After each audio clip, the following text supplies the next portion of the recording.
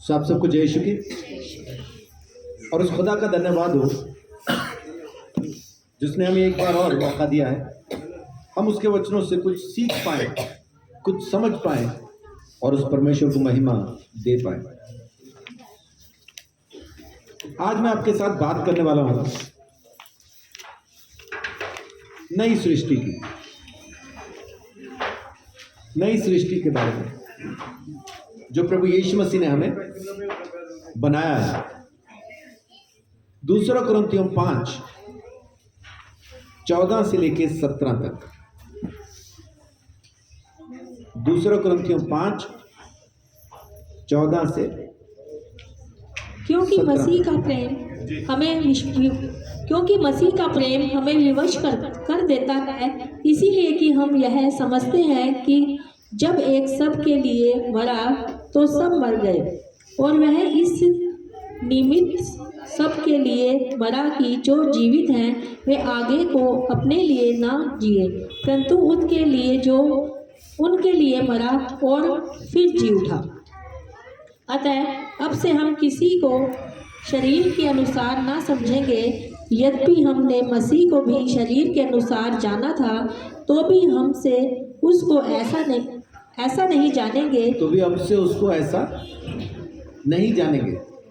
इसीलिए यदि कोई मसीह में है, अभी वो 17 फिर बाद में पढ़ते हैं। यहाँ तक हमने क्या पढ़ा कि प्रभु यीशु मसीह का प्रेम हमें विवश कर देता है, विवश कर देता है। प्रभु यीशु मसीह का प्रेम किस चीज के लिए? ताकि हम परमेश्वर के वचन को, उस सुसमाचार को लोगों तक पहुंचा सकें जो उसने हम तक पहुंचाया। आज की तारीख में बहुत से लोग सुसमाचार सुनाए जाने की वजह से ही जेलों में डाले जा रहे हैं।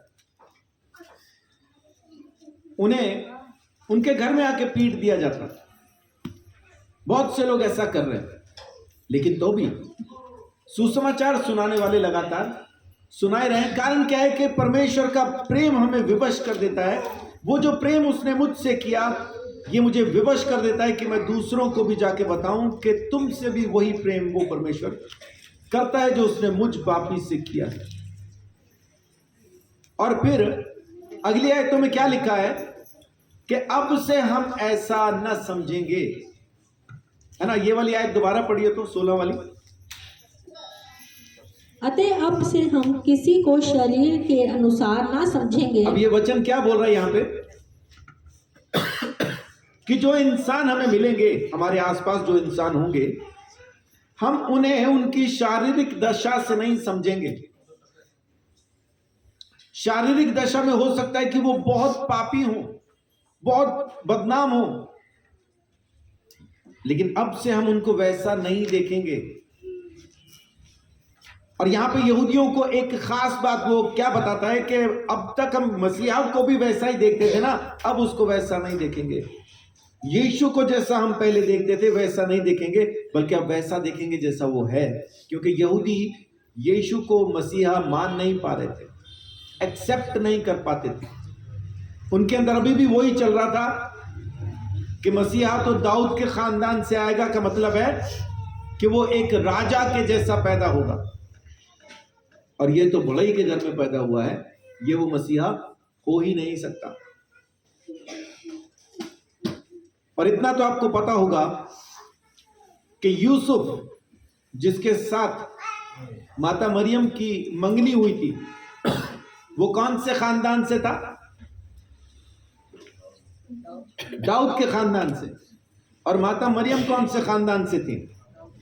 दाऊद के खानदान से। तो यीशु मसीह कौन से खानदान में पैदा हुआ? दाऊद के। बेशक यूसुफ उसका बाप नहीं है, लेकिन मरियम खुद दाऊद के खानदान से, इसलिए यीशु दाऊद के खानदान में ही पैदा हुआ। तो जो कुछ परमेश्वर ने कहा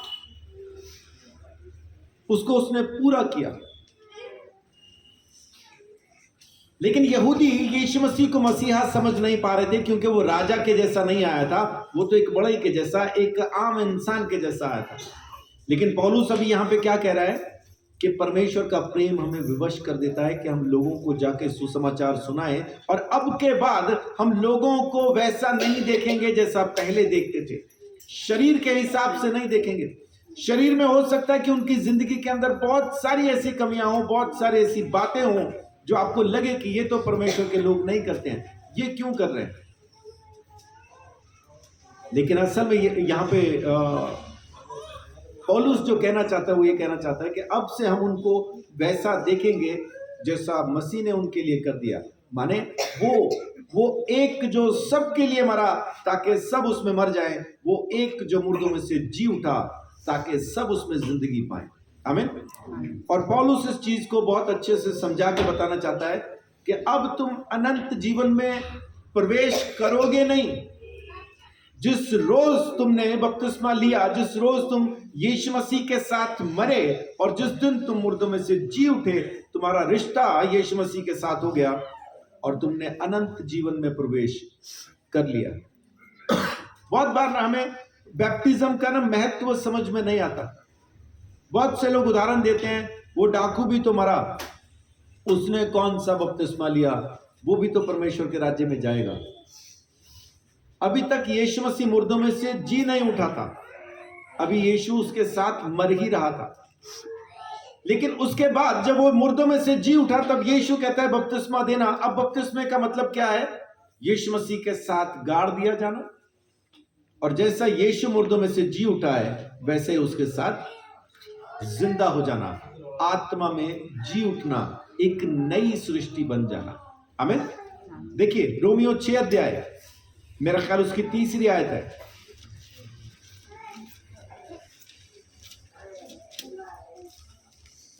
क्या तुम नहीं जानते कि हम सब जिन्होंने मसीह यीशु का बपतिस्मा लिया उसकी मृत्यु का बपतिस्मा लिया?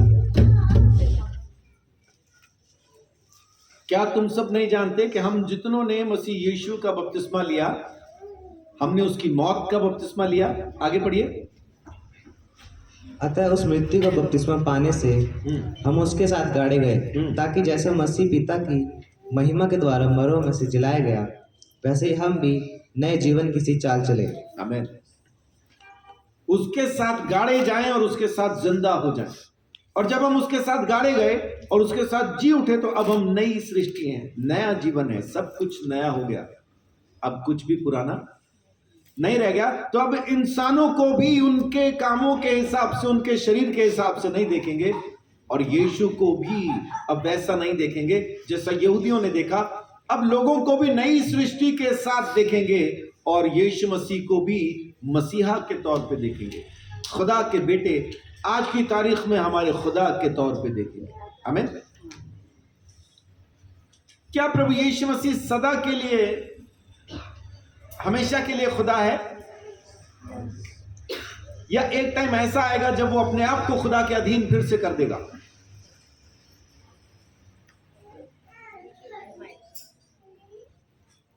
नए यरूशलेम में खुदा कौन है? यहोवा या यीशु? नए यरूशलेम में कौन है खुदा? हाँ जी, नाम बताएं, कौन है नए यरूशलेम में? यहोवा खुदा। हाँ जी। और यीशु मसीह वहां पे किस रूप में होंगे? वध किया हुआ सा एक मेमना जो उत्पत्ति से पहले से वध किया गया, हमारे साथ मिलकर परमेश्वर की महिमा करते होंगे। तो फिर आज की तारीख में हम कैसे कह सकते हैं कि यीशु खुदा है? अगर खुदा यहोवा है, खुदा एक है कि 2 या 3 है? हाँ जी। और नाम क्या है उसका एक का? कहां लिखा है त्रिएक? पूरी बाइबल में। ये कंसेप्ट हमने सोच रखा है, किसी ने बना दिया ये कंसेप्ट और वो चल पड़ा। मार्केट में एक नई चीज आई कई साल पहले, त्रिएक परमेश्वर, और वो चल गई। तो नाम क्या है उसका? वो कहता है मैं यहोवा हूं, मुझे छोड़ और कोई परमेश्वर है ही नहीं। तो जब यहोवा ये कह रहे हैं तब यीशु है नहीं क्या? है। तो फिर वो ये क्यों नहीं कह रहे मैं भी हूं, यीशु भी है? पवित्र आत्मा नहीं है उस टाइम, फिर क्यों नहीं कह रहे पवित्र आत्मा भी है?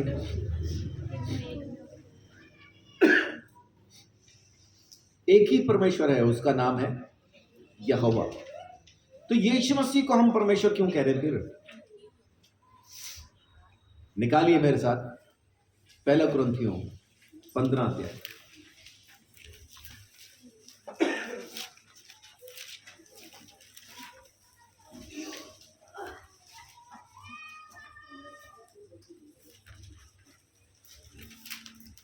ये पुनरुत्थान का एक चैप्टर है। पुनरुत्थान का पूरा यहां पे एक ब्यौरा मिल जाता है। अब पहला कुरिन्थियों 15 उसका 23 से पढ़ना शुरू कीजिए।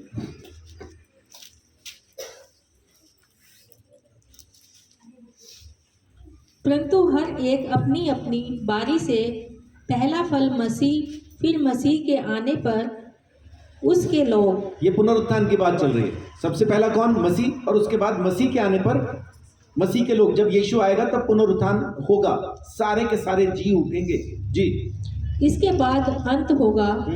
उस समय वह सारी प्रधानता और सारा अधिकार और सारा सामर्थ्य का अंत करके राज्य को परमेश्वर पिता के हाथ में सौंप देगा। अच्छा, यीशु मसीह राज्य परमेश्वर के हाथ में सौंप देगा। आज की तारीख में राज्य कर रहा है यीशु मसीह, लेकिन जब सब चीजों का अंत हो जाएगा तो सब चीजों को पूरा करने के बाद यीशु मसीह राज्य वापस बाप के हाथ में सौंप देगा। आगे पढ़िए। क्योंकि जब तक वह अपने बैरियों को अपने पांव तले ना ले आए तब तक उसका राज्य करना अवश्य है। आमीन। जब तक सब चीजों का अंत ना हो जाए, पूरी तरह से बैरी खत्म ना हो जाए, तब तक उसका राज्य करना जरूरी है। किसका? प्रभु यीशु मसीह का। तो आज की तारीख में राजा कौन है? यीशु। परमेश्वर कौन है? यीशु, क्योंकि वो राज कर रहा है।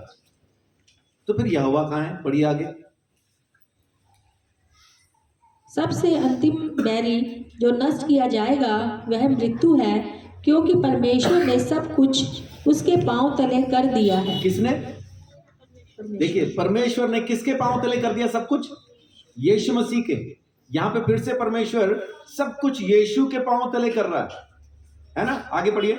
परंतु जब वह कहता है कि सब कुछ उसके अधीन कर दिया गया है, तो प्रत्यक्ष है कि जिसने सब कुछ उसके अधीन कर दिया वह आप अलग रहा। आमीन। इसका मतलब है यहाँ पे स्पष्ट साफ क्या दिखाई देता है कि जिसने सब कुछ लेके प्रभु यीशु मसीह के अधीन कर दिया, वो खुद उस अधीनता में नहीं है।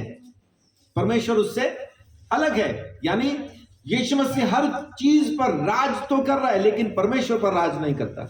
परमेश्वर है। परमेश्वर ने सारा कुछ यीशु मसीह के अधीन कर दिया है, और आज की तारीख में उसको हमारा खुदा करके, हमारा परमेश्वर करके हमारे ऊपर ठहरा दिया है। आमीन, हालेलुया। लेकिन असल परमेश्वर कौन है? यहोवा।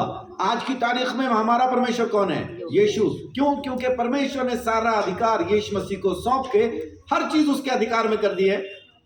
जब तक मौत खत्म ना हो जाए, जब तक सारी चीजें जो अधर्म से हैं, जो पाप की वजह से, जब तक वो तमाम चीजें खत्म ना हो जाएं, तब तक यीशु मसीह का राज करना जरूरी है, ताकि हर चीज को खत्म करके, सारे काम को पूरा करके, फिर एक पवित्र राज्य वो अपने पिता के हाथ में वापस सौंप दे। हालेलुया। इसी काम के लिए यीशु मसीह को उसने जमीन पे भेजा। आगे पढ़िए। और जब सब कुछ उसके अधीन हो जाएगा। किसके? परमेश्वर के। जी। तो पुत्र आप भी उसके अधीन हो जाएगा। आमीन। जब सब कुछ यीशु मसीह अपने बाप को दे देगा, तो अब यीशु मसीह भी परमेश्वर के अधीन हो जाएगा। परमेश्वर कभी यीशु के अधीन नहीं आया, लेकिन यीशु मसीह फिर दोबारा से अपने बाप के अधीन हो जाएगा, परमेश्वर के अधीन हो जाएगा। जी। जिसने सब कुछ उसके अधीन कर दिया, ताकि सब में परमेश्वर ही सब कुछ हो। आमीन। एक ही परमेश्वर है, उसका नाम है यहोवा। तो आज की तारीख में यीशु कौन है? खुदा है। क्यों है? क्योंकि परमेश्वर ने उसको वो अधिकार दिया है। इस वजह से यीशु परमेश्वर है। बहुत से लोग कहते हैं ना, ईसाई तो कभी बोलते हैं एक है, कभी बोलते हैं तीन है। एक ही है, एक ही परमेश्वर है, उसका नाम है यहोवा। यीशु मसीह फिर कैसे खुदा है? क्योंकि परमेश्वर ने उसको यह अधिकार दे दिया कि अब तू राज कर, और जब तक सारी चीजें मेरे अधीन ना हो जाएं तब तक तू राज कर, और सब कुछ जब तेरे अधीन हो जाए तब तू उसको लाके मुझे देना। उसके बाद फिर तू भी मेरे अधीन होगा, और एक नया यरूशलेम, एक नई दुनिया फिर हम बसाएंगे, जहां बाप, बेटा, पवित्र आत्मा और यीशु मसीह के लोग वहां पे रहेंगे। आमीन, आमीन। इस सृष्टि को समझना बड़ा जरूरी है। इसको समझना बहुत जरूरी है। जब तक हम इस चीज को, इस कंसेप्ट को नहीं समझ पाते ना, तो परमेश्वर कौन है, यहोवा है, यीशु है, पवित्र आत्मा है, कौन है, समझ में नहीं आता। पवित्र आत्मा सहायक है प्रभु यीशु मसीह के जैसा जब यीशु मसीह कहता है मेरे ही जैसा एक और सहायक तुम्हारे लिए भेज दिया जाएगा, तो उसका मतलब क्या है? उसका मतलब है यीशु मसीह किस टाइम पे कह रहा है कि मेरे जैसा आएगा? क्या तब तक यीशु मसीह मर के मुर्दों में से जी उठा था, या अभी उसको मरना था? तो मेरे जैसा आएगा मतलब क्या है? मनुष्य की समानता में पवित्र आत्मा आएगा, मनुष्य की समानता में, लेकिन परमेश्वर की सामर्थ्य के साथ आएगा। पवित्र आत्मा का मनुष्य की समानता में होना क्यों जरूरी था? अगर पवित्र आत्मा परमेश्वर की समानता में आता तो क्या होता? जैसे ही पवित्र आत्मा आता, मैं 3 सेकंड के बाद मर जाता। ऐसा क्यों होता? पापी है जी, और परम प्रधान की उपस्थिति में कोई पापी जिंदा नहीं रह सकता। मैं पापी हूं और पवित्र आत्मा है, फिर भी मैं मरता नहीं। क्यों? क्योंकि पवित्र आत्मा मनुष्य की समानता में भेजा गया, परमेश्वर की सामर्थ्य के साथ भेजा गया। आमीन।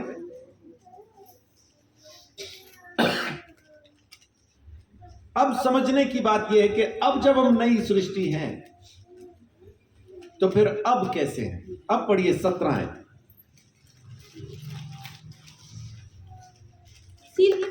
इसीलिए यदि कोई मसीह में है तो वह नई सृष्टि है जी। पुरानी बातें बीत गई हैं, देखो सब बातें नई हो गई हैं। आमीन। अब पुराना सब कुछ खत्म हुआ और सब कुछ नया हो गया। कुछ लोगों ने मुझसे सवाल किया था, भैया हम तो इस तरह से प्रभु के पास आए हैं, यानी अपनी अपनी कमजोरी, अपने अपने गलत काम बताए, इस तरह से आए हैं, अब क्या करें?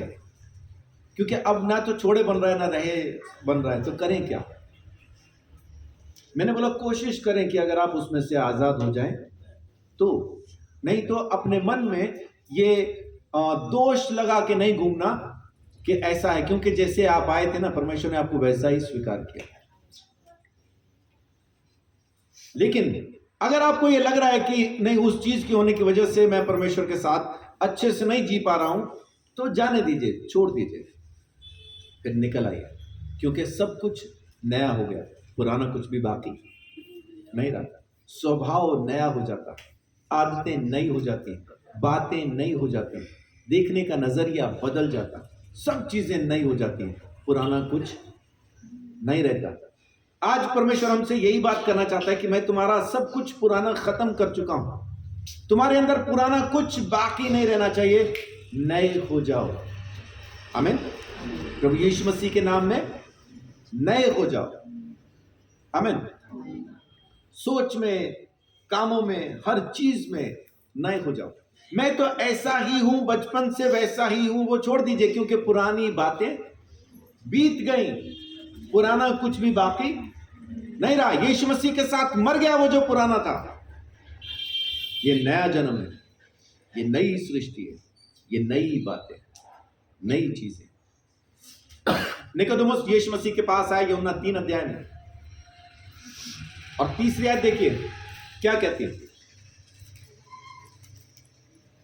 यीशु ने उसको उत्तर दिया, मैं तुझसे सच सच कहता हूँ, यदि कोई नए सिरे से ना जन्मे तो परमेश्वर का राज्य देख नहीं सकता। हाँ, निकोदेमुस को यीशु मसीह कहता है कि जब तक तू नए सिरे से पैदा नहीं होगा ना, परमेश्वर का राज्य देख नहीं पाएगा। यूहन्ना 3:3 में लिखा। क्यों नहीं देख पाएगा? क्योंकि तू नए सिरे से जन्मा नहीं, और नई सृष्टि में तू तब तक प्रवेश नहीं कर पाएगा जब तक तू नए सिरे से जन्म न ले। पुरानी सृष्टि में अगर रहना है तो फिर नया जन्म लेने की जरूरत नहीं, लेकिन अगर नई सृष्टि में जाना है, नए यरूशलेम में जाना है। एक और वहम आज आपका खत्म करूं। कलीसिया यीशु मसीह की दुल्हन है क्या?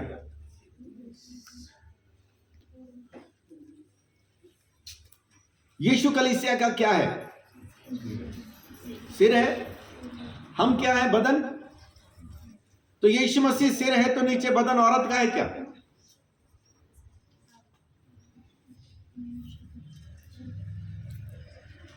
सोच के बताएं। अगर कलीसिया का सिर यीशु है तो नीचे शरीर किसका है? आदमी का या औरत का? तो फिर आदमी की दुल्हन आदमी थोड़े होती है। हाँ जी, हाँ जी, एक ही है। मैंने कब कहा 3 है? लेकिन कलीसिया यीशु की दुल्हन है क्या?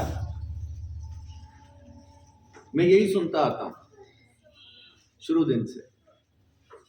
देखते बाइबल क्या कहती है। प्रकाशित वाक्य 21 अध्याय।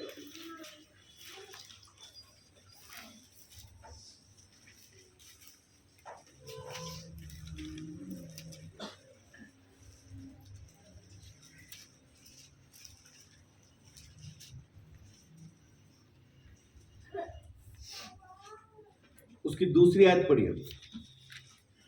फिर मैंने पवित्र नगर नए यरूशलेम को स्वर्ग से परमेश्वर के पास से उतरते देखा। वह उस दुल्हन के समान थी जो अपने पति के लिए श्रृंगार किए हो। तो यहां पे दुल्हन कौन दिखाई दे रही है? दुल्हन कौन दिखाई दे रही है यहां पे? यरूशलेम, नया यरूशलेम। पढ़िए 9वीं और 10वीं आयत। फिर जिन 7 स्वर्गदूतों के पास 7 अंतिम विपत्तियों से भरे हुए 7 कटोरे थे, उनमें से एक मेरे पास आया और मेरे साथ बातें करने लगा।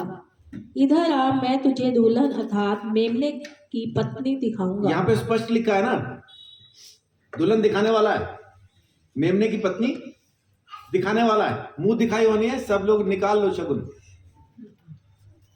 तो देखिए मेमने की दुल्हन कौन है? 10वीं आयत पढ़िए। तब वह मुझे आत्मा में एक बड़े और ऊंचे पहाड़ पर ले गया और पवित्र नगर यरूशलेम को स्वर्ग से परमेश्वर के पास से उतरते दिखाया। आमीन। यहाँ पे दुल्हन कौन है? यीशु की। फिर से वही नया यरूशलेम। कलीसिया यीशु मसीह की दुल्हन नहीं है। कलीसिया यीशु मसीह का शरीर है, उसकी देह है। हमें यीशु मसीह के जैसा बनना है, क्योंकि सोच यीशु है, हम तो नीचे काम कर रहे हैं। जैसी जिसकी सोच होती है वैसा वो खुद होता है। तो कलीसिया की सोच कौन है? यीशु मसीह, क्योंकि सर यीशु। बहुत से लोग कहते हैं ना, मैं तो यीशु के जैसा बन ही नहीं सकता। क्यों नहीं बन सकते? क्योंकि हम अपने आप को उसके शरीर में रख के सोचते नहीं। मेरी सोच यीशु है तो फिर मैं यीशु के जैसा ही तो हूं। मैं कलीसिया हूं, मैं यीशु मसीह की देह हूं, उसका बदन हूं, उसका शरीर हूं, इसलिए मैं उसके जैसा। लेकिन आज की तारीख में यह शरीर पुराना हो चुका, और इतना पुराना हो चुका कि मांस गल गया है, मांसपेशियां गल गई हैं, ऊपर से नसें गल गई हैं, हड्डियां निकल आई हैं, सूखी हुई हड्डियां। किसी को याद है ये कहां लिखा है? कहां लिखा है? यह हिजकेल अध्याय 37 1 से लेकर 14 तक। जल्दी से पढ़ दीजिए।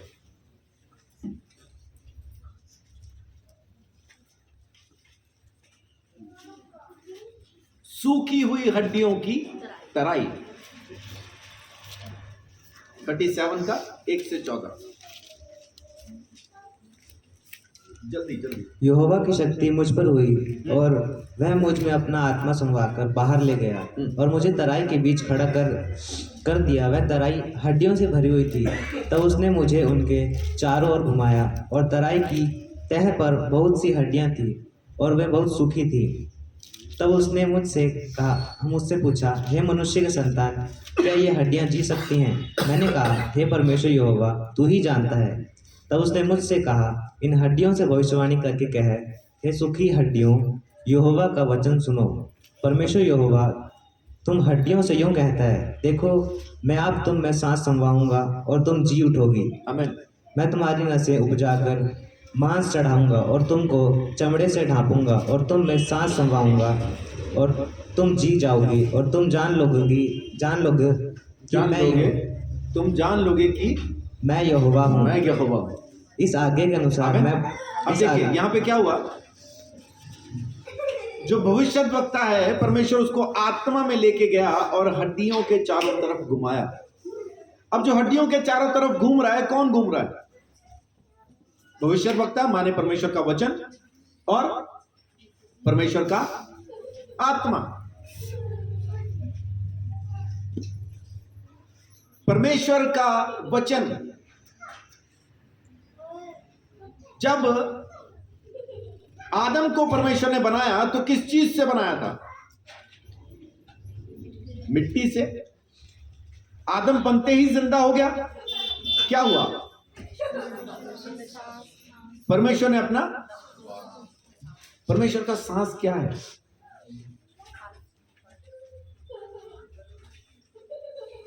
आत्मा और जीवन। क्या है? परमेश्वर का सांस। लेकिन और क्या है परमेश्वर का सांस? 2 तिमोथियस 3 का 16। आत्मा और जीवन है, लेकिन यह है क्या? आत्मा और जीवन है क्या? आमीन जी। संपूर्ण पवित्र शास्त्र परमेश्वर की प्रेरणा से रचा गया है। क्या प्रेरणा के ऊपर स्टार बना है? नहीं बना। इंग्लिश में किसी के पास वो है तो कोई ट्रांसलेशन है इंग्लिश की तो जल्दी से निकाल लीजिए। NIV हो तो ज्यादा अच्छा है। हाँ जी पढ़िए। क्योंकि संपूर्ण पवित्र शास्त्र परमेश्वर की प्रेरणा से रचा गया है। हाँ जी। और उपदेश और समझाने और सुधारने और धार्मिकता की शिक्षा के लिए लाभदायक है। हाँ, किसी को मिली ट्रांसलेशन? क्या है?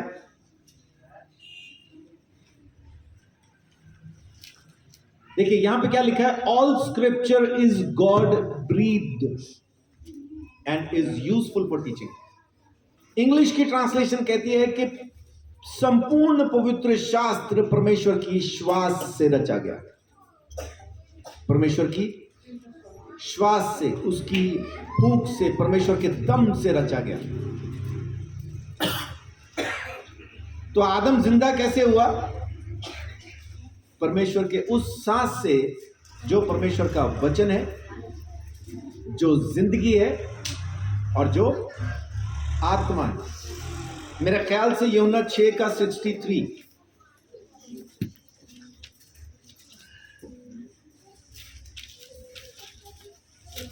आत्मा तो जीवनदायक है, शरीर से कुछ लाभ नहीं। हाँ, जो बातें मैंने तुमसे कही हैं। क्या बोल रहे हैं यीशु मसीह? जो बातें मैंने तुमसे कही हैं, जो वचन मैंने तुम्हें दिया है, वो वे आत्मा हैं और जीवन भी है। आमीन। यानी परमेश्वर का दम, परमेश्वर की श्वास, परमेश्वर का वचन जिंदगी भी है और आत्मा भी है। अब यह एजेकिएल 37 के अंदर परमेश्वर बोलता है, मैं तुम्हें जिंदा कर दूंगा। हे सूखी हड्डियों मेरी सुनो। हे सूखी हड्डियों मेरी सुनो।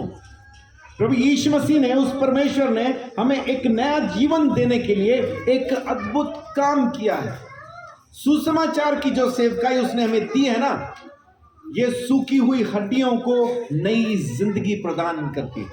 रोमियो 10 का 13-14, ये हिजकेल में हाथ रखना। रोमियो 10 का 13-14। क्योंकि जो कोई प्रभु का नाम लेगा वह उद्धार पाएगा। आमीन।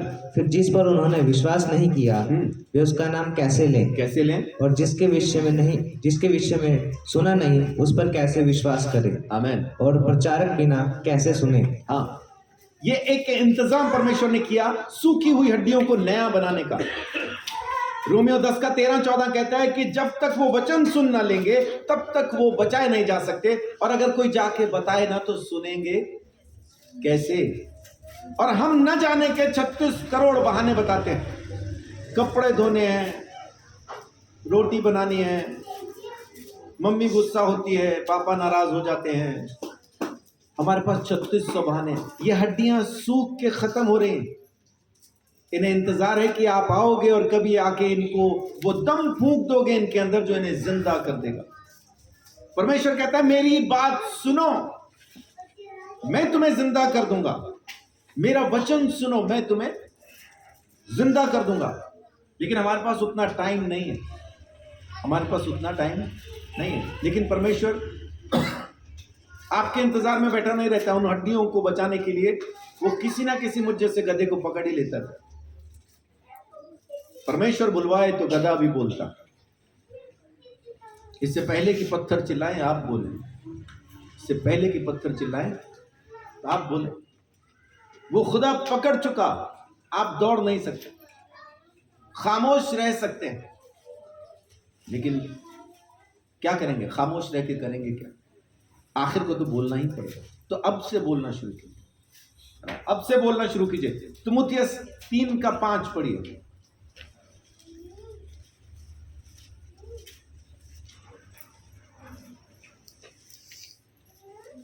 तीमुथियुस 3 का 5।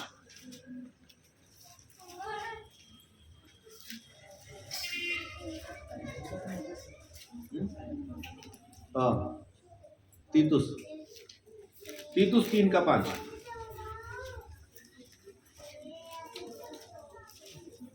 तो उसने हमारा उद्धार किया, और यह धर्म के कामों के कारण नहीं जो हमने आप किए, पर अपनी दया के अनुसार नए जन्म के स्नान और पवित्र आत्मा के हमें नया बनाने के द्वारा हुआ। आमीन। ये हमारे कर्मों से नहीं होगा। सूखी हड्डियों की तराई जिंदा मनुष्य में हमारी मेहनत से नहीं बदलेगी। ये उसका अनुग्रह है, उसने ये काम किया है, इस वजह से बदल जाएगी, है ना? वचन कहता है मेरी सुनो, मैं तुम्हें जिंदा कर दूंगा, तुम्हें सांस भी समवा दूंगा, तुम्हारे ऊपर मांसपेशियां भी ले आऊंगा, नसें भी ले आऊंगा, तुम्हारे ऊपर चमड़ा भी चढ़ा दूंगा, तुम्हें नया बना दूंगा। तुम्हारी हालत पहले के जैसा सूखी हड्डियों वाली नहीं रहेगी। जिंदगी की बदबू मैं खत्म कर दूंगा, क्योंकि सूखी हड्डी में से बदबू आती है, और जब शरीर नया बन जाए तो उसमें से तो एक बड़ी अच्छी खुशबू आती है ना? नया बच्चा, जब कोई अभी पैदा हुआ हो बच्चा, उसके अंदर से एक स्मेल आती है ना, वो सभी बच्चों में एक जैसी होती है। इस स्मेल को किसी ने समझा या नहीं समझा पता नहीं, जॉनसन एंड जॉनसन ने बहुत अच्छे से समझा। वो साबुन, उनके पाउडर, जो भी सामान आप लेके आओ ना जॉनसन एंड जॉनसन का, उसमें वही फ्रेग्रेंस डाली है उन्होंने जो नए बच्चे में होती है। इसीलिए जॉनसन एंड जॉनसन का सबसे ज्यादा बिकता है, क्योंकि बच्चे की खुशबू खोती नहीं, इसलिए माँ बाप वही लेके आते हैं। कोई नई खुशबू दे दे तो बोलेंगे नहीं अच्छा नहीं है, अजीब सी स्मेल आती है, लेकिन वो स्मेल अजीब नहीं होती, बच्चे जैसी होती है, इसलिए सबसे ज्यादा वही बिकता है। तो परमेश्वर कह रहा है कि मैं तुम्हारी सड़ांध को, तुम्हारी इस बदबू को खत्म कर दूंगा, मैं तुम्हें नया बना दूंगा, मैं तुम पे नया मांस चढ़ा दूंगा, तुम पे नई मांसपेशियां चढ़ा दूंगा, तुम पे नई नसें चढ़ा दूंगा, तुम पे नया चमड़ा चढ़ा दूंगा, मैं तुम्हें नया करके जिंदा कर दूंगा, मैं तुम्हें नया बना दूंगा। और ये हमारी मेहनत से नहीं है, उसका अनुग्रह वो करेगा। आप बस होते जाओ, आपको वहां होना चाहिए बदलने के लिए। वो जो कहे आप करते जाओ और वो आपको बदलता चला जाएगा। आमीन। पढ़िए आगे, यह हिजकेल में। इस आज्ञा के अनुसार मैं भविष्यवाणी करने लगा, और मैं भविष्यवाणी कर ही रहा था कि एक आहट आई। और अब देखिए यहाँ पे क्या परमेश्वर सारा काम खुद नहीं कर सकता था? वो सारा काम खुद कर सकता था, लेकिन एक भविष्यद्वक्ता को वहां पे खड़ा करके कहता है, ये कहे तो इन हड्डियों को और मैं कर दूंगा। पर ऐसा ही परमेश्वर आज भी हमें सुसमाचार सुनाने के लिए कहता है, जब हम सुनाते हैं वो कर देता। तो आपका काम है सुनाना, करना उसी का काम है, वो कर देगा जी। और मैंने जब ऐसा किया तो एक आहट सुनाई दी और भूईडोल हुआ और वे हड्डियां इकट्ठी होकर हड्डी से हड्डी जुड़ गई। मैं देखता रहा कि उनमें नसें उत्पन्न हुई और मांस चढ़ा और वे ऊपर चमड़े से ढप गई, परंतु उसमें सांस कुछ न थी। तब उसने मुझसे कहा, हे मनुष्य के संतान, सांस से भविष्यवाणी कर और सांस से भविष्यवाणी करके कह, हे सांस, परमेश्वर यहोवा यूं कहता है, चारों दिशाओं से आकर इन घातकियों में समा जा कि ये जी उठें। उसकी इस आज्ञा के अनुसार मैंने भविष्यवाणी की। तब सांस उनमें आ गई और वे जीकर अपने अपने पांव के बल खड़े हो गए और एक बहुत बड़ी सेना हो गई। फिर उसने मुझसे कहा, हे मनुष्य के संतान, ये हड्डियां इज़राइल के सारे घराने की उपमा है। वे कहते हैं, हमारी हड्डियां सूख गई और हमारी आशा जाती रही, हम पूरी रीति से कट चुके हैं। इस कारण भविष्यवाणी करके उनसे कह, यहोवा परमेश्वर यूं कहता है, हे मेरी प्रजा के लोगों, देखो मैं तुम्हारी कब्रें खोलकर तुमको उनसे निकालूंगा और इज़राइल के देश में पहुंचा दूंगा। आमीन। इसलिए जब मैं तुम्हारी कब्रें खोलूं और तुमको उनसे निकालूं, तब हे मेरी प्रजा के लोगों, तुम जान लोगे कि मैं यहोवा हूँ। मैं तुम में अपना आत्मा समवाऊंगा और तुम जियोगे और तुमको तुम्हारे निज देश में बसाऊंगा। तब तुम जान लोगे कि यहोवा ही ने ये कहा और किया भी है। यहोवा की यही वाणी है। आमीन। मुझ यहोवा ही ने ये कहा और किया भी है और तुम जान लोगे। आमीन। सूखी हुई हड्डियों को परमेश्वर फिर से नया बना देगा, सब कुछ नया कर देगा, कुछ पुराना बाकी नहीं रहेगा। हमारी जो कब्रें, जिस गंदगी, जैसे यीशु मसीह कहता ना, फरीसी तो कब्रों के समान है, चूना पुती हुई कब्रों के समान है। बाहर से सुंदर दिखाई दे रहे क्योंकि सफेद कुर्ता, लंबे वाला चोगा और बढ़िया बढ़िया वो संतों जैसे कपड़े, वो बाहर से दिखाई दे रहे हैं, बड़े ताबीज, लंबे चोर, वो बाहर से हैं। अंदर क्या है? यीशु कहता है अंदर सड़ांत भरी। यहां पे परमेश्वर कहता है कि मैं तुम्हारे अंदर नया आत्मा समा दूंगा, मैं तुम्हें नया बना दूंगा। सोच यीशु है हमारी। कलीसिया का सिर कौन? यीशु। और सोच कहां से उठती है? सर में से। इसलिए परमेश्वर ने वो हिस्सा अपने पास ही रखा, यीशु ने वो हिस्सा अपने पास ही रखा कि सर मैं हूं, तुम चलो बस मेरे कहे के मुताबिक। क्योंकि जो दिमाग कहता है हम करते हैं, तो दिमाग जो कह रहा है वो करो, बस इतना ही करो, इसके ज्यादा कुछ और सोचने की जरूरत नहीं। और दिमाग कौन? यीशु मसीह। याकूब 1:18 पढ़िए।